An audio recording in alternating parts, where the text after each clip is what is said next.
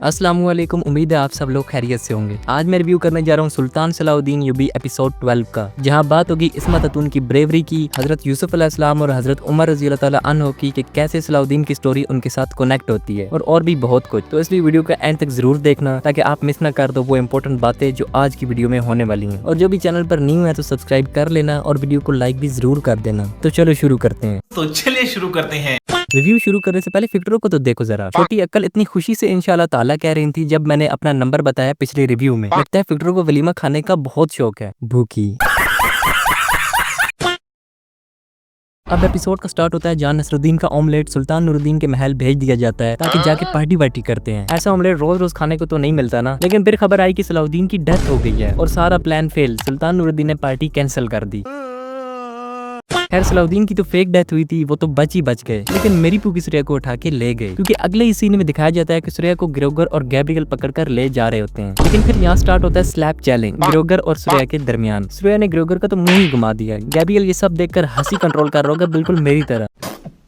लेकिन ग्रोगर जैसा बंदा जो लड़कियों को कत्ल करने से गुरेज नहीं करता, वो इस थप्पड़ का बदला कैसे ना लेता। उसने भी लगा दिया सूर्या को। पिछले रिव्यू में ही मैंने बात की थी कि लड़कियों को जंगों में नहीं लेकर जाया जाता था जैसे सुल्तान सलाहुद्दीन अय्यूबी के अरा में, क्योंकि ये लड़कियों के लिए अनसेफ होता था। जैसे आप सब देख सकते हो सूर्या को पकड़ लिया गया और अब उस पर तशद्दुद भी हो रहा है। हाँ, ये अलग बात है कि औरतों को सेल्फ डिफेंस जरूर सिखाया जाता था ताकि अगर ट्राइब में या महल पर हमला हो जाए तो वो अपना दिफा कर सके। लेकिन कोई सुल्तान इतना पागल या कमजोर नहीं होता था कि जंग जीतने के लिए औरतों को साथ ले जाए। उस वक्त मर्द ही काफी होते थे और जितनी बड़ी भी जंग हम मुस्लिम ने जीती हैं उन सब आर्मीज में मर्द ही शामिल होते थे। अच्छा, अब बात करते हैं सलाउद्दीन के फेक डेथ सीन की। देखो मुझे पहले से ही पता था ये फेक डेथ सीन है, लेकिन ड्रामा में तो सबको नहीं पता था। इसलिए सुल्तान नूरुद्दीन, अय्यूब और शेरकू को जब पता चलता है कि सलाउद्दीन मर चुके हैं तो वो अपने दुख का इजहार करते हैं। सच कहूँ तो मुझे वो सीन देखकर कोई इमोशनल फीलिंग नहीं आई और ऊपर से ये भी मालूम था कि ये फेक डेथ सीन है, तो पता था कि सलाउद्दीन ने वापस आना ही है। लेकिन जब फातिमा खातून तक ये खबर पहुंचती है और वो सलाउद्दीन की फेक डेड बॉडी देखने आती है तो उस वक्त मेरी आंखों से भी आंसू आ गए। हालांकि मुझे ये पता भी था कि सब ठीक हो जाना, लेकिन यार जो एक्टिंग की फातिमा खातून ने, ऐसी इमोशनल एक्टिंग कोई नहीं कर सकता, खासकर माँ के रोल में। मैं पहले भी एपिसोड 1 की रिव्यू में फातिमा खातून की तारीफ कर चुका हूँ और अब फिर से कर रहा हूँ, क्योंकि जहाँ इमोशनल सीन हो और फातिमा खातून वहाँ आ जाए तो वो फेक इमोशनल सीन भी रियल बन जाता है। मुझे इनकी एक्टिंग इसीलिए पसंद है और ऑनेस्टली माँ का रोल इनसे बेहतर कोई भी प्ले नहीं कर सकता था।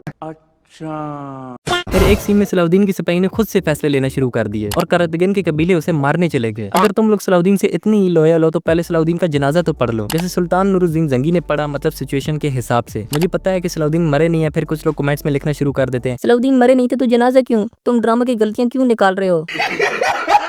अरे भाई चलो मान लिया मैं ड्रामा में गलतियां निकाल रहा हूँ, लेकिन तुम भी तो मेरे रिव्यू वीडियोस के कमेंट में आकर मेरी गलतियां निकाल रहे हो ना। कुछ दिन पहले एक बंदा आया और मुझे सिखाने लग गया, ड्रामा में गलतियां मत निकालो, अगर नुक्स निकालने पर आओ तो हर चीज से निकाल आते हैं। अच्छा, हमको सिखा रिया है। तो मैंने उस भाई साहब को सिंपल तमीजदार वे में जवाब दिया, तो भाई आप मेरी रिव्यू वीडियो में गलतियां क्यों निकाल रहे हो। तो वो बंदा ऐसा गायब हुआ कि उसने रिप्लाई ही नहीं दिया। इवन मैंने उस रिप्लाई को 3 से 4 बार सेंड किया, लेकिन उसमें हिम्मत ही नहीं थी मेरे बात का जवाब देने की। हाँ भाई, कैसी लगी।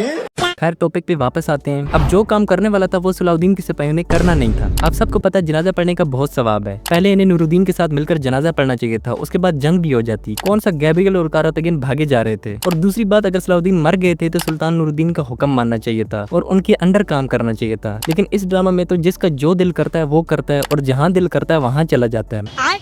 फिर इस ड्रामा में जो एक चीज मुझे बहुत पसंद आई वो था प्रोफेट यूसुफ अलैहिस्सलाम का टच। ड्रामा में काफी अच्छे से यूसुफ अलैहिस्सलाम का सिनेरियो सलाउद्दीन की स्टोरी में फिट किया गया है, क्योंकि सलाउद्दीन यूबी का रियल नेम था यूसुफ और सलाउद्दीन ने भी यूसुफ अलैहिस्सलाम की तरह मिस्र पर हुकूमत की थी। तो रियल लाइफ के हिसाब से भी देखा जाए तो थोड़ी थोड़ी हिस्ट्री सलाउद्दीन की यूसुफ अलैहिस्सलाम की याद ताज़ा कर देती है। वैसे ड्रामा में तो स्टोरी को एक्सट्रीम लेवल पर यूसुफ अलैहिस्सलाम के साथ कनेक्ट किया गया है, ये कह लो कि कॉपी पेस्ट किया गया है। जब आप सीजन 2 देखोगे तो आपको और बेहतर तरीके से समझ आएगी। लेकिन सबसे मजेदार बात मेरे ज़हन में ये आई, ये सब देखकर लगता है कि डायरेक्टर ने कुछ व्यूज और पैसे कमाने के लिए यूसुफ अलैहिस्सलाम की स्टोरी उठाई और सलाउद्दीन की कहानी में डाल दी। लेकिन सबसे इंपॉर्टेंट चीज जो डालनी चाहिए थी वो डाली ही नहीं, औरतों के लिए इज्जत। अगर तुम्हें इतना ही शौक था यूसुफ अलैहिस्सलाम की स्टोरी कॉपी करने का तो उसका सबसे कोर पार्ट भी उठाना था। जैसे प्रोफेट यूसुफ अलैहिस्सलाम औरतों को अच्छी निगाह से देखते थे और जुलेखा के बुरे इरादों को ओपनली रिजेक्ट किया था। लेकिन पता नहीं अच्छे वाकयात के टाइम पर डायरेक्टर को क्या हो जाता है, पता नहीं इसे अच्छे वाकयात नजर क्यों नहीं आते। अर्तुगरुल की स्टोरी भी कॉपी की और अब यूसुफ अलैहिस्सलाम की भी स्टोरी कॉपी करके अपने ड्रामा में पेस्ट कर दी। लेकिन जहाँ बात आई हया की, वहाँ जहाँ सलाउद्दीन की स्टोरी में भी अपने डिसीजन डालना शुरू कर दिए। जैसे सलाउद्दीन सुरैया को टच कर रहे हैं, जैसे सलाउद्दीन शामसे को टच कर रहे हैं, और वो भी शादी से पहले। तो उस वक्त डायरेक्टर को यूसुफ अलैहिस्सलाम की स्टोरी याद क्यों नहीं आई, और उस वक्त वो सलाउद्दीन की रियल हिस्ट्री क्यों भूल गया। काश जैसे यूसुफ अलैहिस्सलाम की कहानी वन ऑफ द बेस्ट थी, वैसे ही सलाउद्दीन की सीरीज की भी होती। क्या बात है।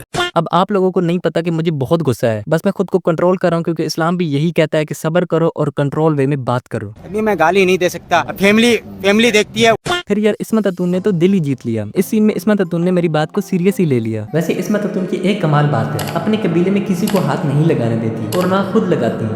अब कारतगिन अपने आप को कबीले का सरदार समझ रहा था, जो उसके दिल में आता है वो करता रहता है और बेइज्जती होती है इस्मत अतुन की। लेकिन इस बार तो इस्मत अतुन भड़क गई और कारतगिन को पकड़ लिया, क्योंकि इस्मत अतुन नूरुद्दीन के खिलाफ जंग नहीं चाहती। लेकिन ये 200 किलो की भैंस फिर से टांग अड़ाने बीच में आ गई, तो इस्मत अतुन ने भी कह दिया इसे भी पकड़ लो और पिंजरे में कैद कर दो। उस वक्त जो ठंडक मेरे दिल को पहुंची आप लोग एक्सपेक्ट भी नहीं कर सकते। दिल गार्डन हो रहा। शुक्र है कुछ दिन 200 किलो की भैंस नहीं देखनी पड़ेगी। लेकिन सबसे बेस्ट चीज थी इस्मत अतुन की उनका बैडेस मूड, जो मुझे बहुत ज्यादा पसंद आया। और जिस तरह इस्मत अतुन गई विक्टोरिया के पास और उसे जो धमकियां दी वो भी नेक्स्ट लेवल थी। विक्टोरिया बेचारी सोच रही थी कि इस्मत अतुन इत्तेहाद करने आई है, लेकिन विक्टोरिया का तो फिर से मोय मोय हो गया। अब सलाउद्दीन ये भी जिंदा है, जैसा कि आप सबको पता है। कुछ लोग उन्हें बचा के गार में ले जाते हैं और जहाँ पर सलाउद्दीन को एक ख्वाब आता है, जहाँ हजरत उमर रज़ी अल्लाह ताला अन्हो के साथ जंग लड़ने वाले मुजाहिद सलाउद्दीन को नजर आते हैं, जो आके उन्हें बशारत देते हैं कि आप मस्जिद अल अक्सा को दोबारा फतह करेंगे। ये सीन देखकर मैं सच में बहुत इमोशनल हो गया, क्योंकि सलाउद्दीन की कहानी एक तरफ हजरत यूसुफ अलैहिस्सलाम से कनेक्ट होती है, तो दूसरी तरफ हजरत उमर रज़ी अल्लाह ताला अन्हो से भी कनेक्ट होती है, क्योंकि सबसे पहले जेरूसलम को फतह करने वाले थे हजरत उमर रज़ी अल्लाह ताला अन्हो। फिर इस सीन में सलाउद्दीन ने शुक्राने के नफल पढ़े हजरत उमर रज़ी अल्लाह ताला अन्हो के साथ विद व्हाइट टर्बन लुक में। इस सीन को बहुत बेहतरीन अंदाज में दिखाया गया है। ऑनेस्टली सीरीज में कुछ बहुत कमाल के सीन्स भी दिखाए गए हैं, और जहाँ सीन अच्छे होंगे वहाँ तारीफ तो बनती है। ये बड़ी अच्छी बात कही है। अब वैसे पूरी एपिसोड में सलाउद्दीन को ही सब ढूंढते रहे और सुल्तान नूरुद्दीन ढूंढते ढूंढते मलिकुल जिबाल तक पहुंच जाते हैं। उस वक्त मैं तो खुशी से पागल हुए जा रहा था। मुझे लगा कि फाइनली सुल्तान और मलिकुल जिबाल का आमना सामना होने वाला है, लेकिन पता चला मलिकुल जिबाल ने तो सुल्तान के साथ प्रैंक कर दिया। प्रैंक हो गया आपके साथ। यार इस बंदे का लेवल ही अलग है। इस विलन को तो अवार्ड मिलना चाहिए, और वो अवार्ड होगा नसरुद्दीन का ऑमलेट। खैर फिर सुल्तान उन लोगों तक पहुंच ही जाते हैं जो सलाउद्दीन को बचाकर एक गार में ले आए हैं। लेकिन इतनी शॉकिंग बात कि जब एक बंदा अपना फेस रिवील करता है तो वो कारतगिन होता है। आई डोंट नो ये कहां से बीच में आ गया, क्योंकि ये बंदा तो सलाउद्दीन को मारना चाहता था और सुल्तान नूरुद्दीन जंगी को भी। फिर इसने सलाउद्दीन को क्यों बचाया, और ऊपर से इसको तो इस्मत अतुन ने कैद भी कर लिया था। पता नहीं ये यहाँ कैसे आया, ये तो अब नेक्स्ट एपिसोड में ही पता चलेगा। तो देखते हैं नेक्स्ट एपिसोड में क्या धमाका होता है।